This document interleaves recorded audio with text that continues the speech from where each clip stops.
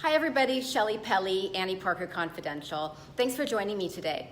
So today I wanted to talk about something that I think is really important for us as women to embrace because it is our number one, probably our number one key strength that we all have, no matter what our talents, and it's always all over the board, like I'm good at this, you're good at that. Our number one key strength is our intuition, our gut intuition.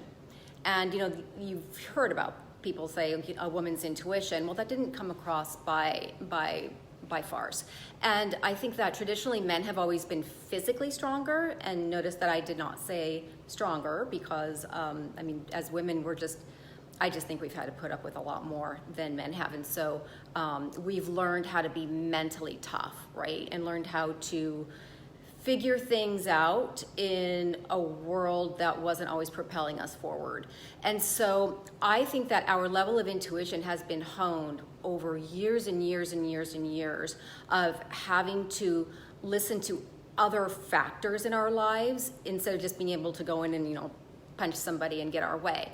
So whereas men have their muscles, we have our level of intuition, right? So it's sort of like if you've ever heard people talk about when somebody loses their sight or they lose their hearing, their other five senses kick in to compensate and become stronger. And I think that's what has transpired with our level of intuition.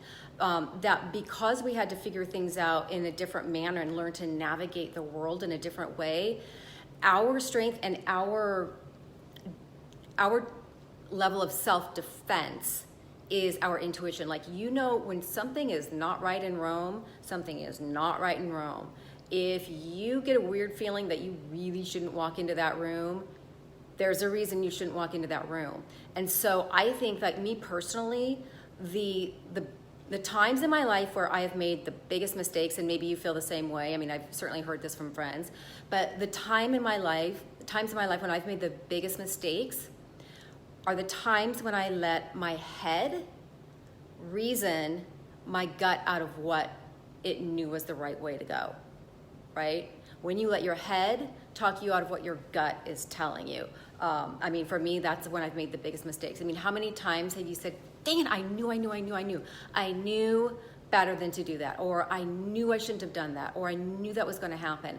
Well, that's your intuition, and that's probably a case of your head or allowing other people to talk you out of it, right? How many times have you heard people say, oh, you're just overreacting, or you're probably not, you're probably right. So I think that learning to embrace that is one of the key concepts to navigating to your goals much quicker. So let me kind of give you an example of something that I did, and I write about this in my book, Toxic Pebbles. I think it was Toxic Pebbles.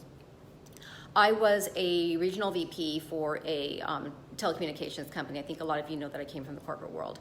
And that meant that I had 5 different offices. So there was a gentleman who badly wanted to interview with me because he wanted to take over the sales manager's position in my Los Angeles office. I didn't like him. For whatever reason, I just did not like the guy. I just got a weird feeling about him. Didn't like him. He hounded me for a good year. So the position eventually became available. I said, fine, come on in, I'll interview you. He came in to interview, and he looked exactly like what I thought he was going to look like. And, well, I shouldn't say that. Well, I did, but anyways.